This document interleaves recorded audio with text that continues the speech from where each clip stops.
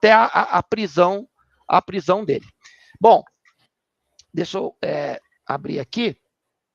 No dia 19, então agora vamos entrar na questão como se construiu a tentativa a primeira tentativa de uma intervenção militar no Brasil, de uma tomada do poder, que o presidente Bolsonaro, enfim, desse a marretada que os olavistas tanto queriam.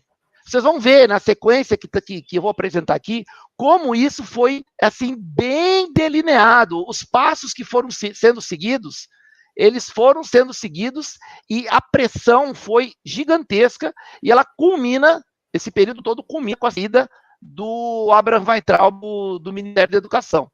E no dia anterior à saída, o Bolsonaro solta aquele vídeo, ele faz aquele vídeo, tinha aquela manifestação dos 300, Sarah Winter, e ele foi inquirido por uma ativista dos 300, né? E ele fala com ela e a gente vai ver isso no final desse período. Então, aqui tem, vamos lá. Eu vou aproveitar mesmo a tela para não fechar e abrir de novo.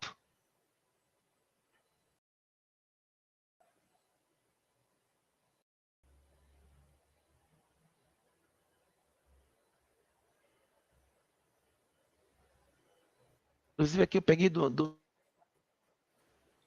eu não me engano, o vídeo movido, né? O seu som está picotando. É a entrevista que ele dá, né? O meu som está picotando. O meu som? E o meu está dando eco aí para você. O pessoal está reclamando? Ainda não.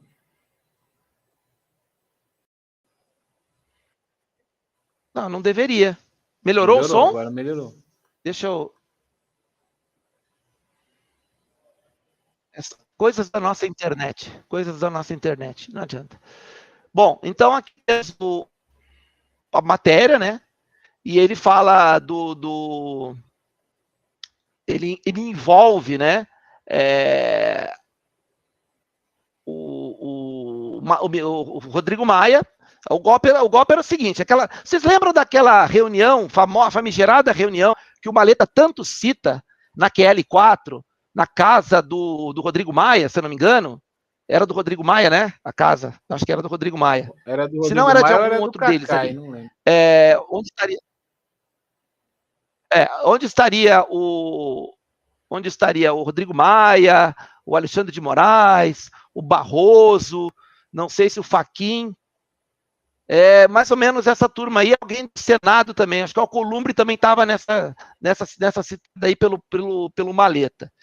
Pois essa reunião citada pelo Maleta foi um dos pontos levantados nessa denúncia, e que o golpe estaria sendo urdido pelo Rodrigo Maia.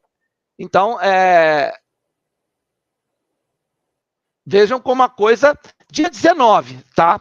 Bom, o que aconteceu dia 24 de abril de 2020? O que aconteceu no 24 de abril de 2020? O nosso muito querido Reco pede demissão do governo para tudo quanto é lado. Eu estou mostrando aqui as matérias, mas eu não vou despender muito tempo, porque isso é conhecido. Eu só estou mostrando a sequência, e as matérias estão todas na nossa descrição aqui do vídeo, tá? A sequência que começa a acontecer, né, nesse período todo aí, e a pressão que vai redundar o ápice foi a movimentação do Weintraub. Mas tudo isso vem sendo... E tem também um ponto alto também, que foi a questão do Ramagem, do delegado Ramagem, que nós já vamos passar também. Então, no dia 24 de abril, o Moro pede demissão, sai atirando, fala intervenção na PF, o presidente vem às 17 horas, faz um pronunciamento que cala a boca de todo mundo, e nesse ínterim, entre a entrevista do Moro e o pronunciamento do presidente, houve o choro e ranger de dentes entre a direita. O pessoal do Terça Livre se desmanchou, o governo acabou, agora já era, o Moro saiu. Aí eu faço uma pergunta assim, ó. todo mundo sabia que o Moro era progressista. Ninguém estava enganado nessa história, não.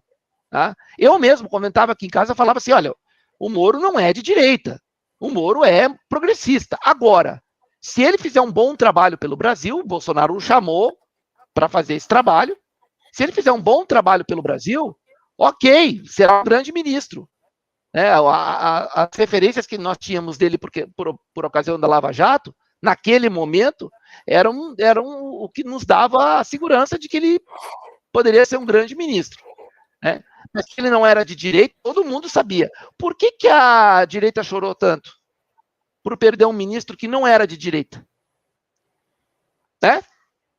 O herói nacional, papapá, mas eles não são os arautos do conservadorismo a ideológico? Direita não seja direita, seja, na realidade, progressista.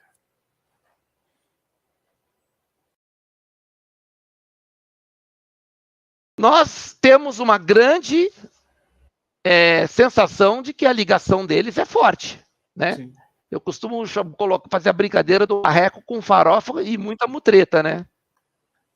Esses três, para mim, ali tinha uma cola, ali tinha um interesse comum. Ali tinha um objetivo ali, porque o Moro complicava de um lado, o Moro e o Mandetta fizeram aquela portaria que previa, inclusive, prisão durante a quarentena. Né? O Moro, a público, fez um vídeo dizendo que, em último caso, sim, usar-se-ia a prisão, a pessoa poderia ser presa se furasse a quarentena. Né? Então, ali, depois veio a questão da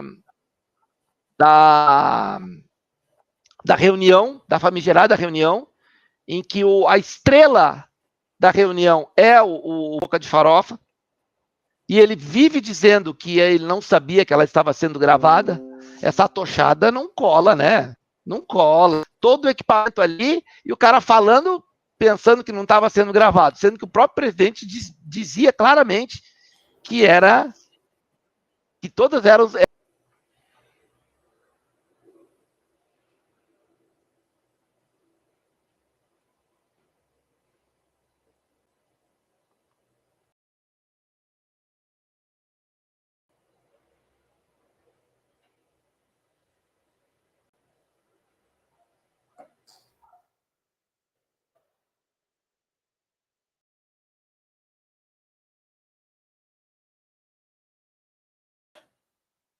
Voltei, né? Voltou.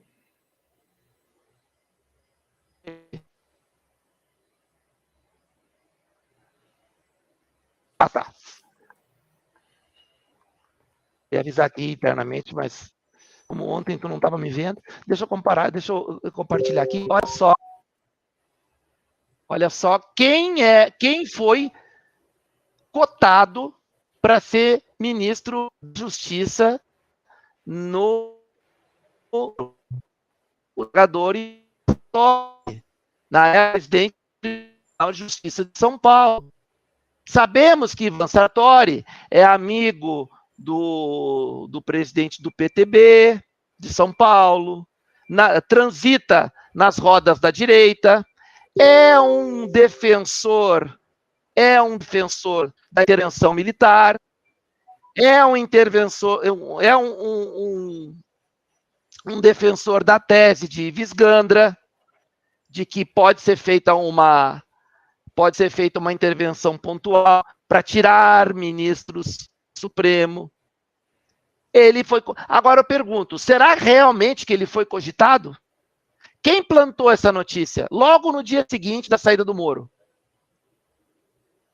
Depois, o presidente demorou, inclusive, um tempo para nomear e nomeou o André Mendonça. Quem sondou, quem plantou essa notícia plantada? A quem ele é ligado, o Ivan Sartori? Será que o Ivan Sartori foi levado para o Bolsonaro? Será que o Bolsonaro realmente cogitou o Ivan Sartori? Mas por que essa notícia saiu tão rápida assim na mídia? Aqui é o Conjur, né, a página do Conjur, mas foi assim, algo... saiu o Moro, já cogitado o Ivan Sartori. Intervencionista. intervencionista quem defende intervenção. Não pode ser diferente. Ele defende intervenção, é intervencionista. Né? Bom, aí vejam a construção como ela vem evoluindo. Né? Sérgio, à vontade, a hora que tu quiser colocar, depois eu já... A gente debate, mas se tu quer ir... Não, eu estou vendo aí o elo de ligação das coisas, também. Né? Bom, na verdade... Oi? Oi? Sérgio? Tá dando eco aí para você a minha voz, viu, Renato? Ou tá dando eco ou tá dando delay. Para mim tá normal, eu te escuto bem, não tem retorno, não. É que eu tô falando e tá retornando aqui no meu fone a minha voz. Mas eu acho que... tá vendo... Será que tu tem alguma outra... Tu tá com o som aberto aí do... Não. Tu tá com o áudio aberto aí do YouTube, Não. Alguma coisa assim? Eu acho que pro YouTube não tá rolando eco, não. O pessoal então, não... Beleza. O pessoal não... Ó, a Lilian mandou aqui um cafezinho para nós, a Lilian Espírito Santo. Café, obrigado, Lilian. Obrigado aí pela, café aí pela colaboração. Com leite e tudo, Lilian. Obrigado. Não, café puxado. E olha, para espantar esse frio, realmente, Lilian, o café realmente vem bem a calhar, viu? Muito obrigado. Bom, quem não lembra do áudio onde... né, acho que foi aqui que depois que o Roberto Jefferson soltou o áudio, e aqui no Twitter já não existem mais, né? Então, eu vou ler aqui, eu acho que não vai dar para ampliar. Vai, deixa eu ver. Tá. Tem aquele áudio, né, onde ele fala das hienas, aí foi feito um vídeo, esse vídeo houve determinação para retirar do ar, do leão e as hienas em volta e tal. E, inclusive, teve chororô do Coppola, né?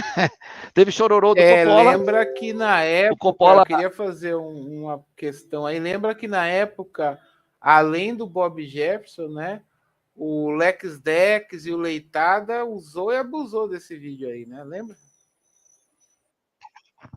Pois é. O pessoal está dizendo que está dando interferência aqui, meu som está falhando de novo. Sim. Então, eu vou fazer o seguinte, eu vou sair e entrar novamente. Tá.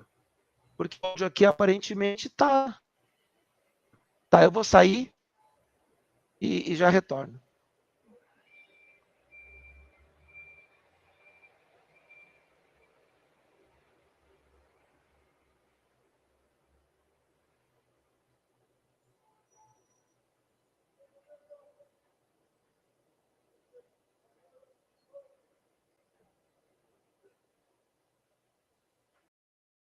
Vamos ver se melhora o áudio.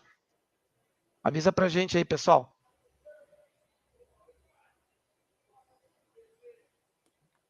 Parece que melhorou, Renato. Na questão das hienas.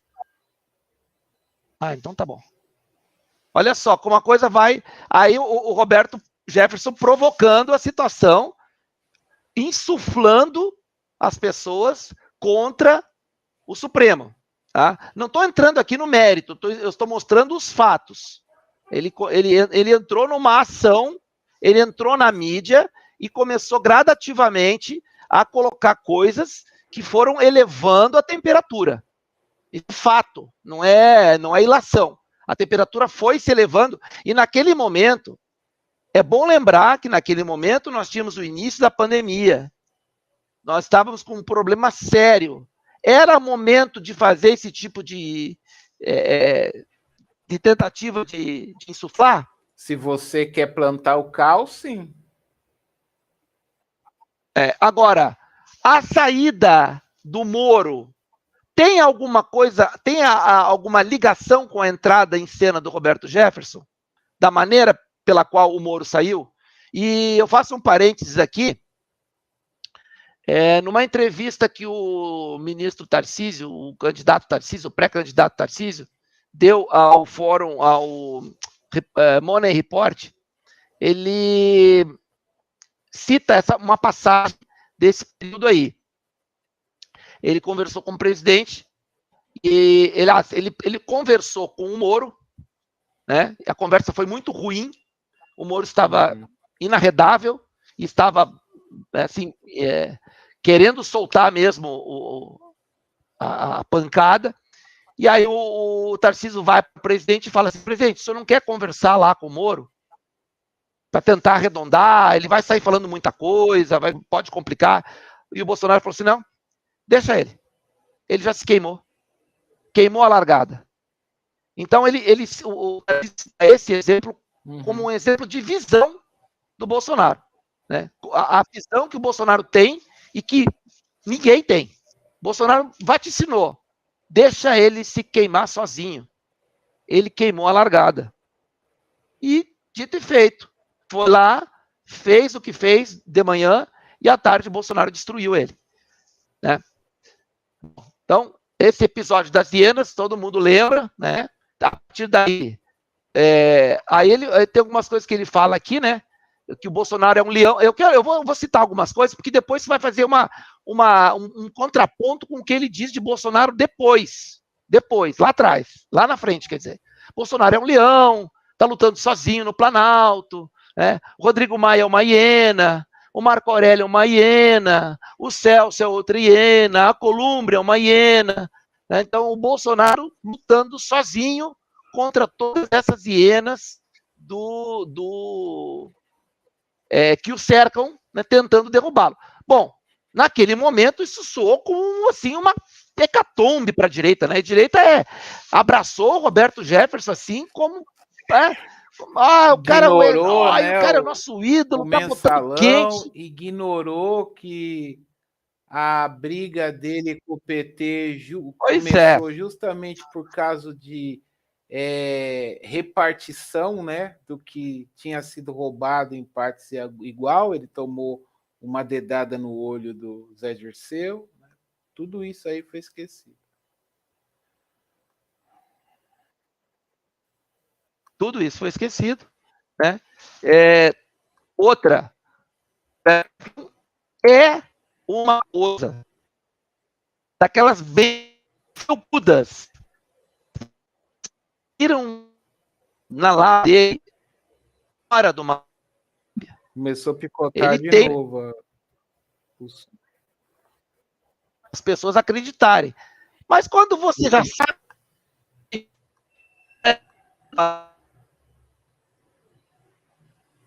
uma página, deixa eu ver se achar algumas coisas.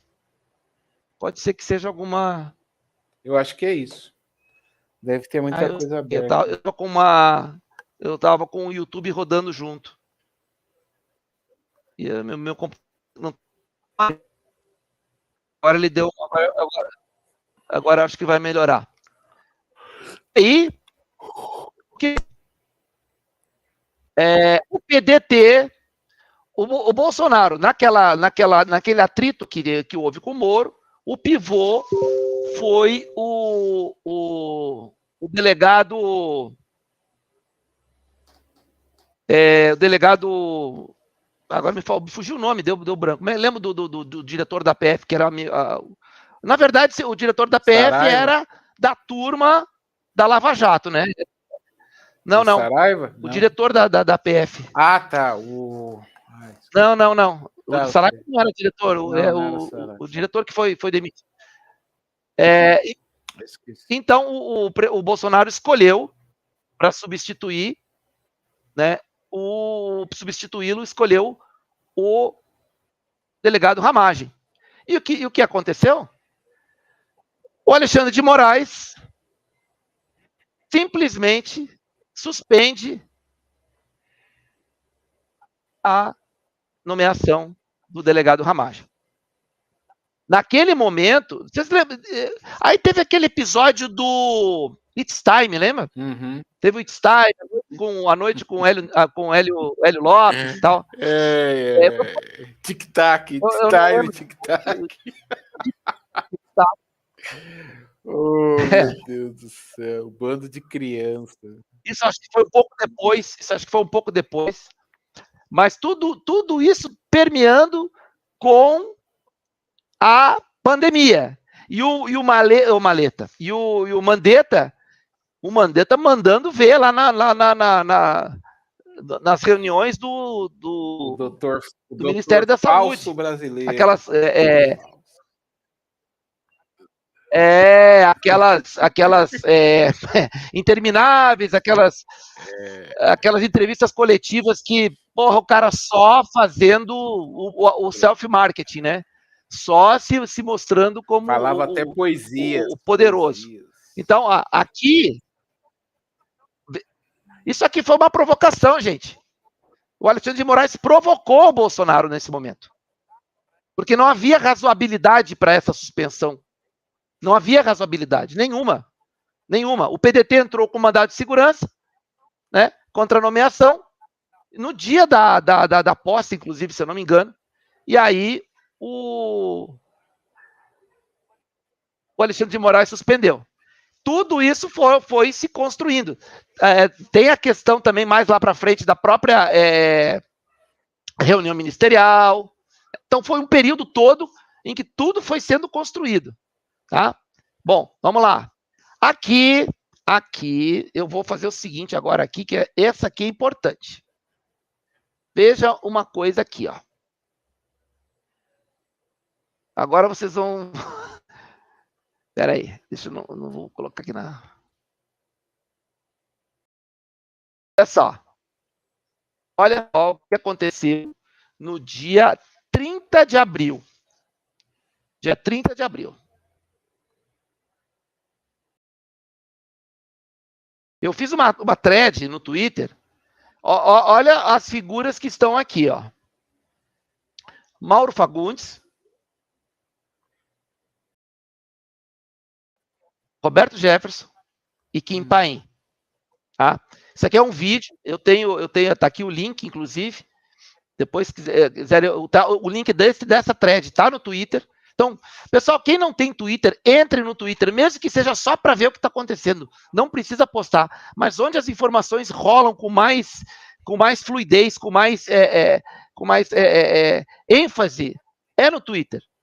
Mas mesmo assim, o link está aí, mesmo para quem não tem conta, dá para acessar, sem ter conta, uma postagem. Então, o link está aí na descrição. Aqui tem o link do vídeo completo, mas eu pensei algumas coisas interessantes. Veja só essa imagem aqui. Ó. Veja essa imagem aqui. Ó. Olha só, esse perfil aqui entrou, fez deu um valor ali, né? E colocou, Bolsonaro não está decidindo nada, infelizmente. Ok? E olha aqui, ó. Do início da postagem até o fim, foram 4 minutos e 12 segundos de exposição de uma mensagem de desânimo. Qual o interesse de botar uma mensagem dessa durante tanto tempo? Quem estava operando essa live? É o canal do Kim Paim. Era ele que estava operando o chat? Provavelmente sim. Ou o Fagundes tinha conta. Olha só. Todo esse tempo, 4 minutos e 12 segundos.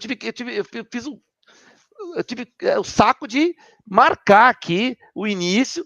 Começou aos 30 minutos e 54 e foi até os 35:06. Tá? Bom, esse aqui é só para mostrar a intenção que às vezes está por trás e a gente nem percebe. Pessoal, era assim, eles achavam que eles estavam com a faca e o queijo na mão. Por quê? O que eles contavam?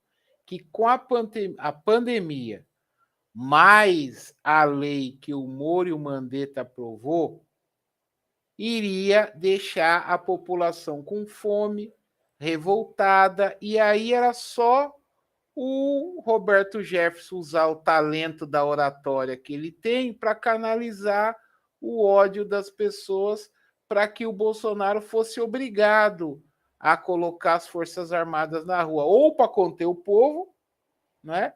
Ou para fazer alguma ação contra os outros poderes. Então, de uma forma ou de outra, na visão desse pessoal, o Bolsonaro ia ser obrigado a lançar mão dos militares. Só que o que eles não contavam? Com a genialidade do Paulo Guedes. É isso. Eu pensei 2 momentos. Eu vou colocar aqui, como é curto, eu acho que vai dar eco, eu não consegui solucionar isso ainda, mas eu vou colocar aqui para vocês e deixa rolar aqui, que dá para entender o que ele vai dizer. Eu até vou botar aqui no microfone, pode ser que seja isso. O cara para ficar internamente na diretoria da Polícia Federal. Sabe o que eu faria sobre o presidente Bolsonaro? Não, senhor. Tô achando ele muito moderado. Eu dava uma deitada no ministro.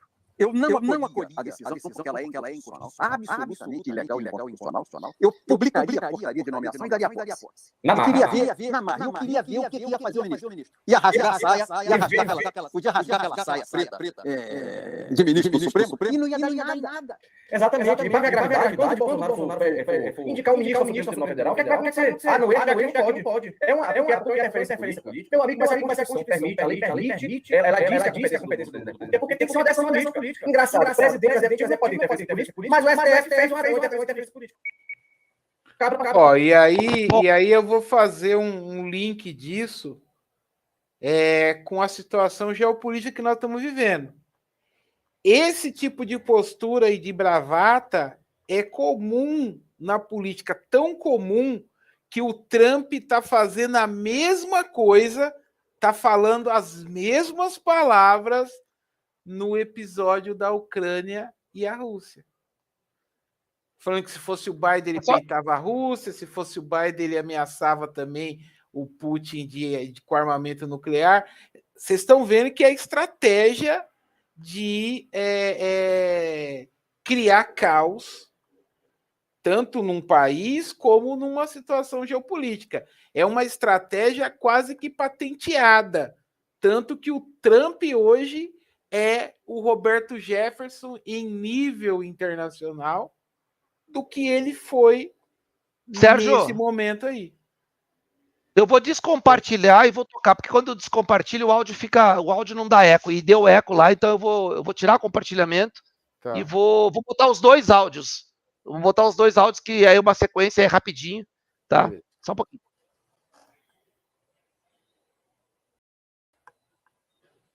Ó, pessoal, tá peraí que eu vou diminuir aqui a...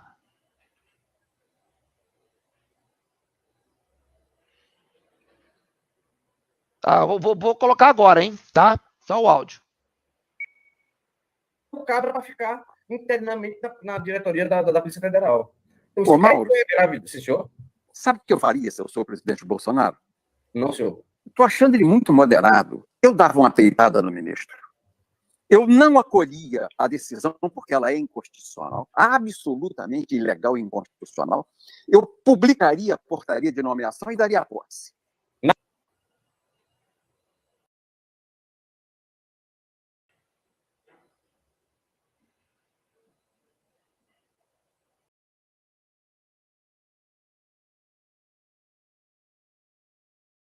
Parou. Acabou? O que é que vai acontecer? No eixo aqui não pode. Porque é uma interferência política. Oi, Sérgio. Não, acabou outro áudio, porque parou.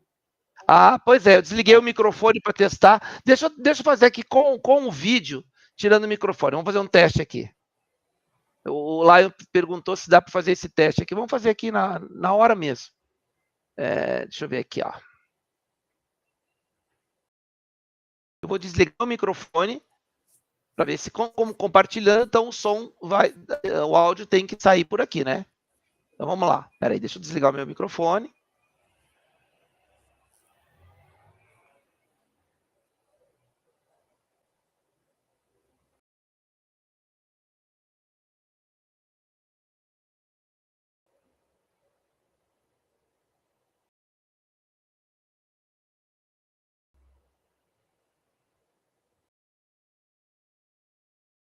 Não estou ouvindo, não. Portaria de nomeação e daria posse. Portaria de Na nomeação marra. e daria posse. Na marra. E eu queria, Na marra. queria ver, na marra. E eu queria ver, queria fazer o ministro. Como é rasgar? Continua. De qualquer maneira, é melhor não compartilhar e deixar só o áudio. Vamos lá. A gente acerta. Porque a outra vez deu certo assim. Eu acho que a fonte, eu tenho que testar isso. O cabra para ficar internamente na diretoria da Polícia Federal. Ô, Mauro, senhor? sabe o que eu faria se eu sou o presidente Bolsonaro? Não, senhor. Estou achando ele muito moderado. Eu dava uma peitada no ministro. Eu não acolhia a decisão porque ela é inconstitucional, absolutamente ilegal e inconstitucional. Eu publicaria a portaria de nomeação e daria posse. Eu queria ver, na marra, eu queria ver o que ia fazer o ministro. Ia rasgar a saia, podia rasgar aquela saia preta de ministro do Supremo e não ia dar em nada.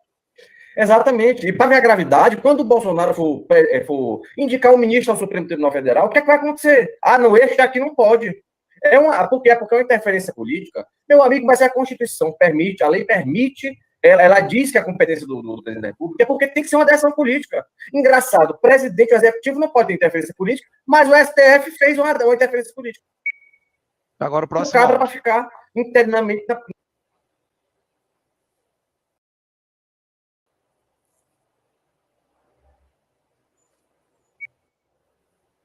E o Bolsonaro, no primeiro ano...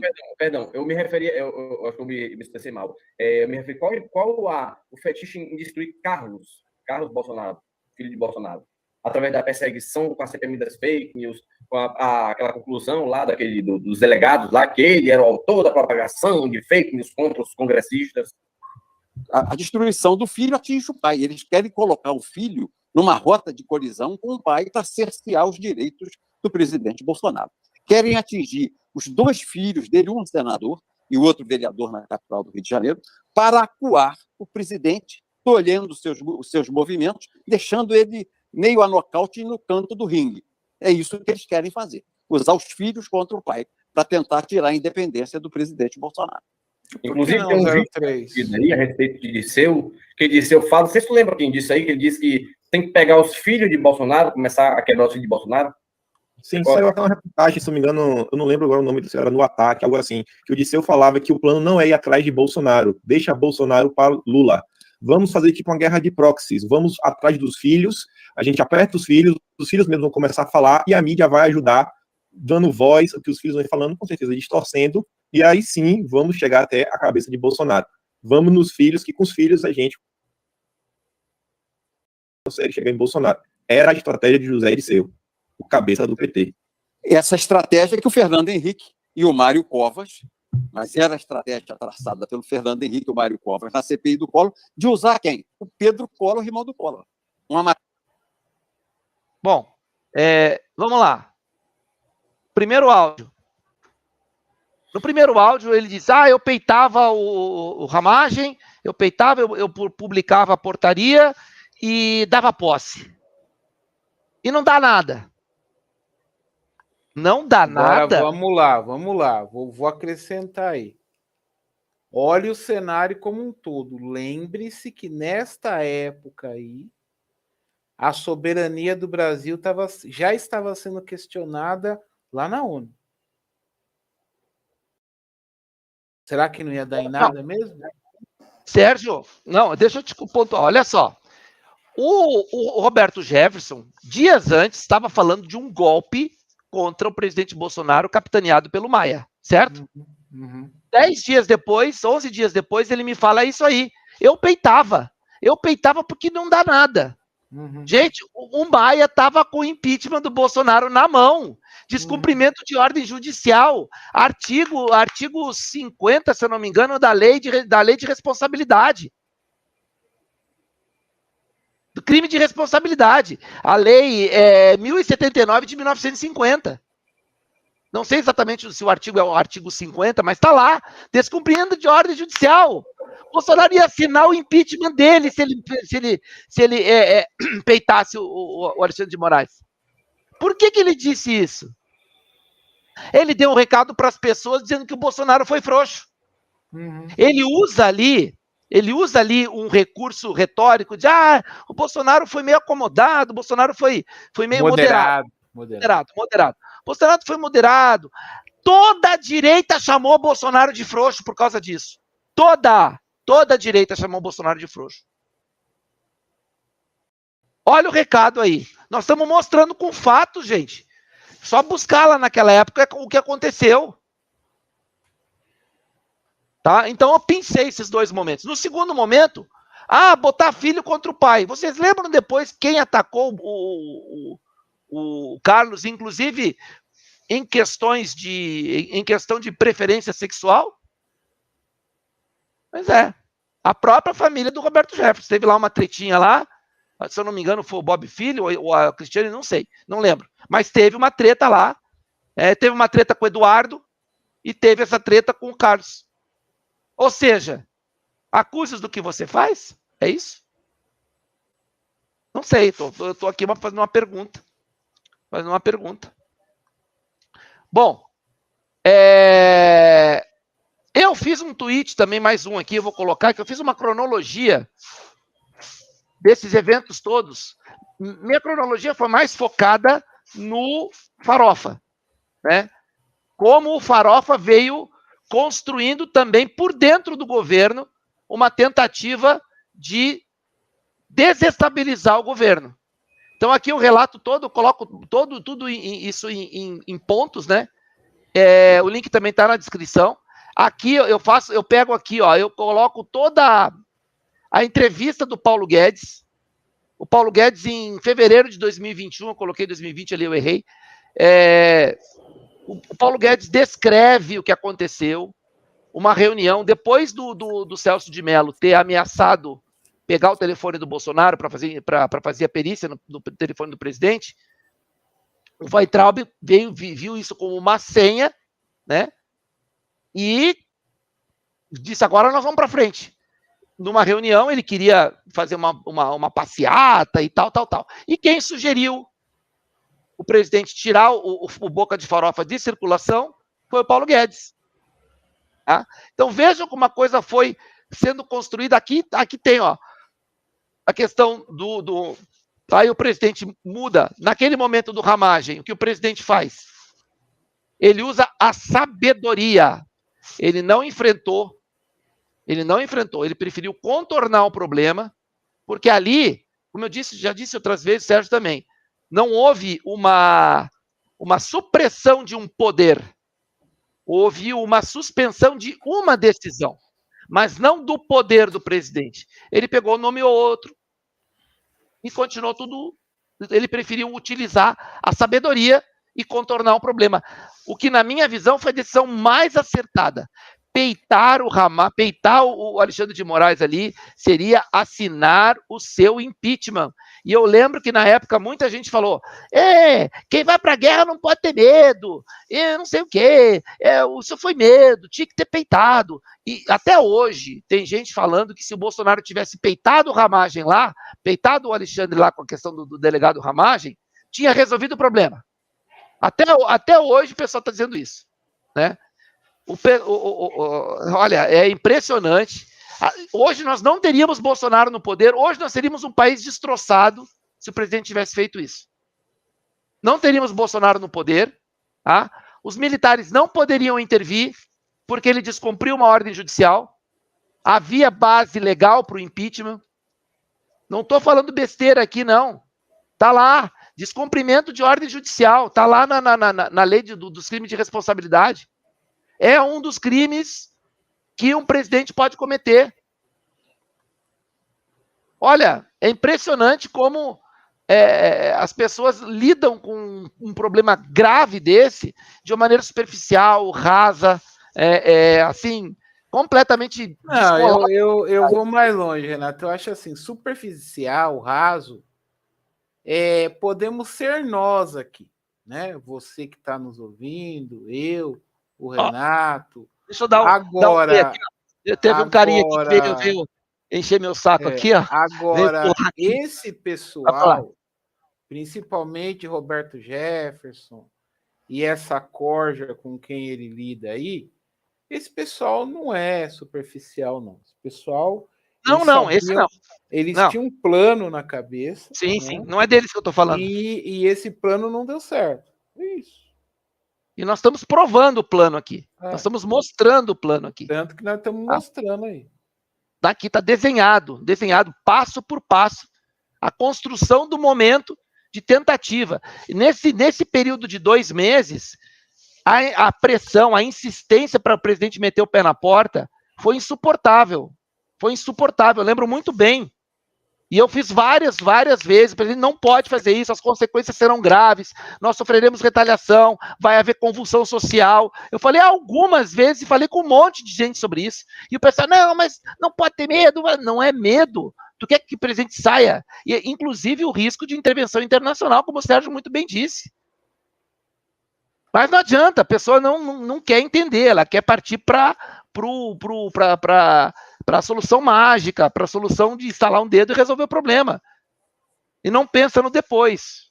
Bom, então aqui eu não vou detalhar o que está aqui. Se vocês quiserem ver, está aqui na tela, depois vocês veem direitinho e podem acessar lá o Twitter, tá bom? Bom, aqui eu vou mostrar agora o seguinte.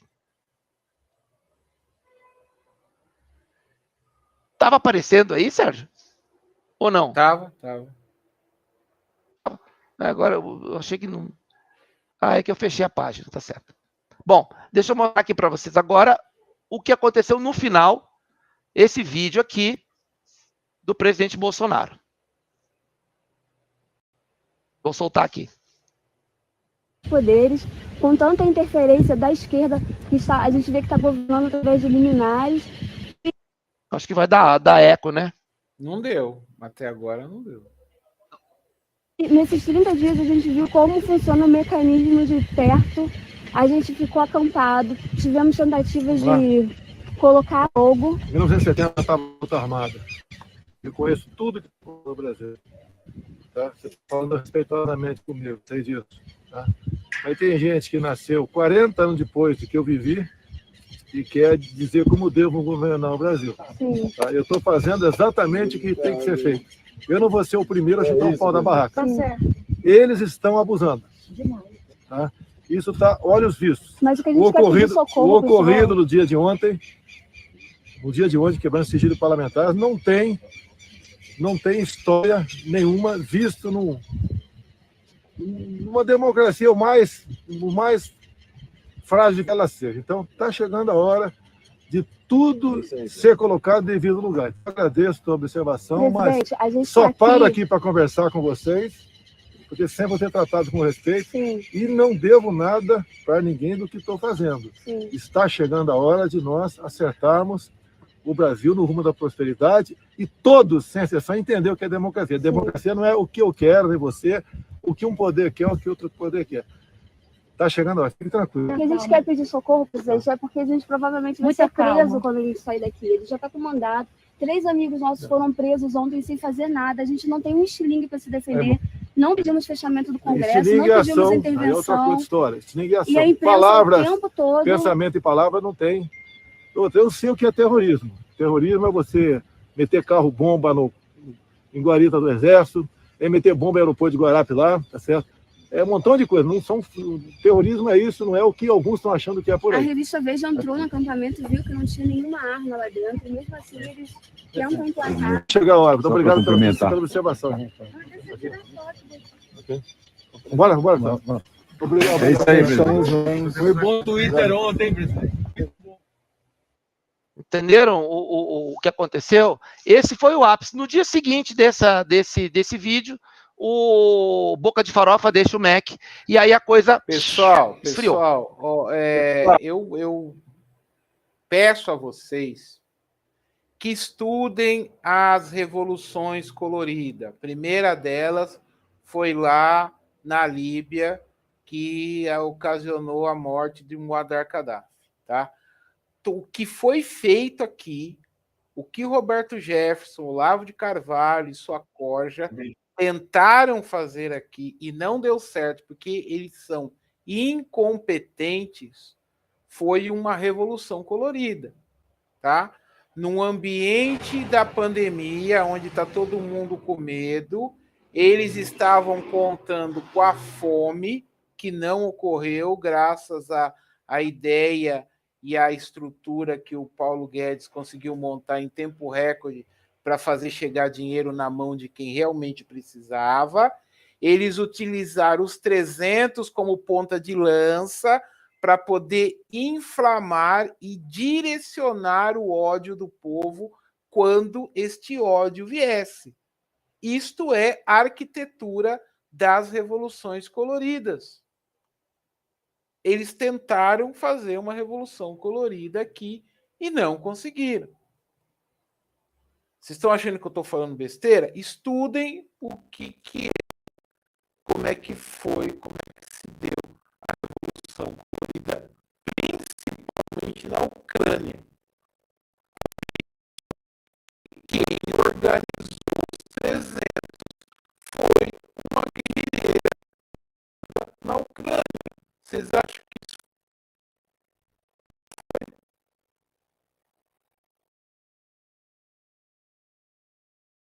Bom, para finalizar, enquanto eu quero muito bem conhecido,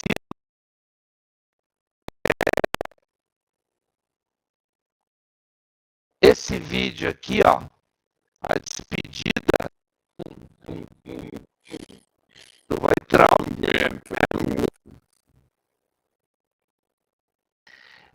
Deixa eu fazer um teste aqui, deixa eu colocar esse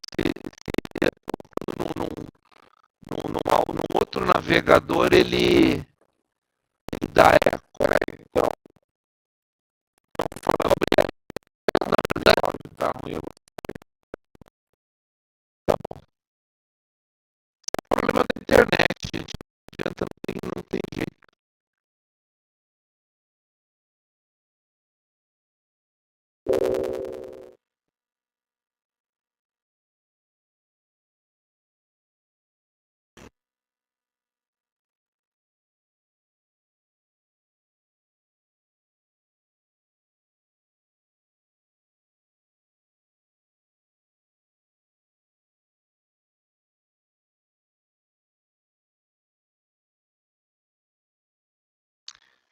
Vou tentar aqui com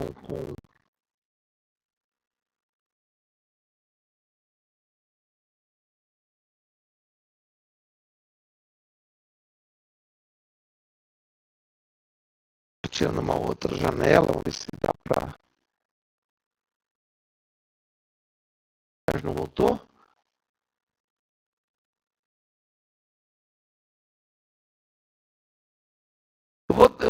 Eu vou tocando aqui o Sérgio já sabe. Vamos ver se dá certo.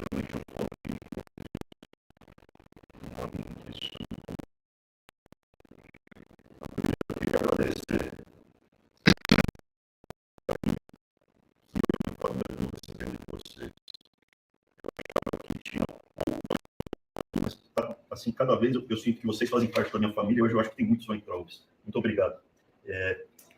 Sim, dessa vez é verdade. Eu estou saindo do MEC e eu vou começar a transição agora. E nos próximos dias eu passo o bastão no ministro que vai ficar no lugar, interino definitivo. Nesse momento, eu não quero discutir os motivos da minha saída, não cabe. O importante é dizer que eu recebi o convite para ser diretor do banco. Eu já fui diretor do banco no passado, volto ao mesmo cargo, porém no Banco Mundial. O presidente já referindo, obrigado, presidente.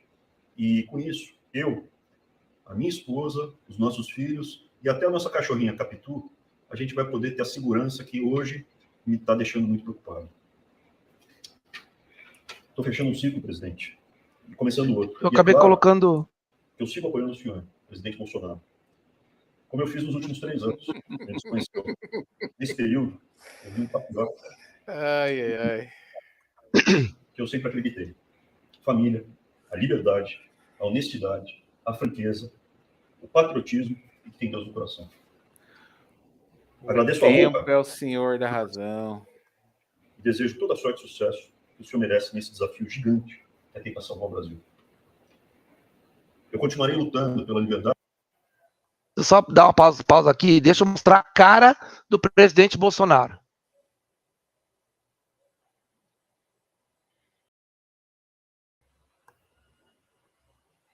Só para vocês verem a cara do presidente Bolsonaro enquanto ele fala isso.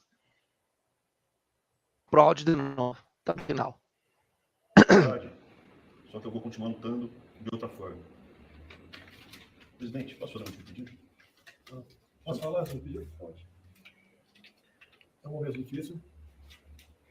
Todos os meus compromissos de campanha continuam em pé. E busco implementá-lo da melhor maneira possível. A confiança você não compra, você adquire. Olha o que ele está falando. Agora são maiores de idade e sabem o que o Brasil está passando. E o momento é de confiança. Jamais deixaremos de lutar por liberdade. Eu faço o que o povo quiser. Presidente, posso...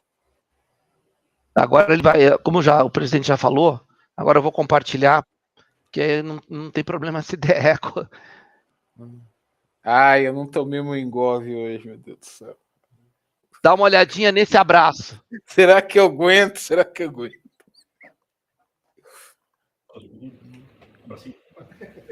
Não tomei o meu engove hoje. Será que eu aguento ver isso aí? Gente, assim,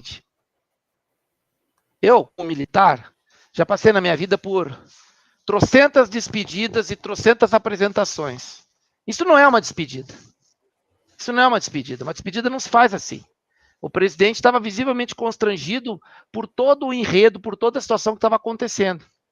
Tá? E aí é o seguinte, ó, nós tínhamos ali, dentro desse período todo, Moro, Mandetta e Weintraub, enquanto o Moro estava lá, e o Weintraub continuou depois, e o Mandetta tocando o terror, o Mandetta já tinha saído também, né? Tem a questão da reunião ministerial, que todo mundo já sabe, né? Dos 11 na cadeia. A pandemia, governadores prendendo gente, fechando tudo, prefeitos a mesma coisa, né? Guardas municipais batendo em pessoas na praia, batendo em pessoas em praça, né? E aí, nesse bolo todo, o que a gente vê? O que a gente vê? Isso aqui, ó. Só vou mostrar a imagem e não vou ler nada, tá? Mas assim, primeira pessoa preta, essa não apareceu. Criatura aqui, né? Não está aparecendo. Agora sim. Tá aparecendo. Demora. Essa criatura aqui, né? Chamada Sara Geromini, né? Usa o nome Winter, né? É um codinome. E também, depois, ela foi presa no dia 15 de junho, antes, portanto, vejam só, a conflagração, a conjunção de coisas que aconteceu naquele momento, tudo programado para que o presidente Bolsonaro metesse o pé na porta. Tudo feito com essa intenção. As provocações de todos os lados, e como eu sempre digo, a direita participando ativamente, a falsa direita participando ativamente de tudo que aconteceu, dando todas as margens possíveis para o que aconteceu. A despeito da ilegalidade dos inquéritos, a despeito de tudo isso, eles precisavam fazer o que fizeram? Não. Não me venham com a história de que, porque o inquérito é nulo, então... Não interessa. Esse camarada aqui, ó, ele cavou falta 4 vezes. Essa foi a primeira, que ele foi parar no Paraguai, sabendo que era investigado no inquérito judicial, né? Sabendo que não podia se afastar do país. Primeiro. Depois teve a questão da tornozeleira que ele tirou e foi para São Paulo para bater boca lá com Boulos. Depois teve a questão da ida ao Ministério da Damares, etc. Então, não me venham com chorumelas, tá? Esse cara cavou falta, a Sara cavou falta, e eles foram presos por um inquérito ilegal, mas com atitudes deles baseando as prisões. Tá? Então, isso está muito claro. E olha o que o presidente passou nesse período. Vocês veem que a cara dele era uma cara cansada, ele estava complicada a vida do presidente Bolsonaro naquela época. Tudo junto, tudo ao mesmo tempo, e a pressão. Mete pé na porta, mete pé na porta, mete pé na porta. E aí ele diz lá, eu não serei o primeiro a chutar o pau da barraca, e não foi, e não será. Aquilo está de pé. O que é pau da barraca não é o que aconteceu até hoje, tá? Pau da barraca é outra coisa.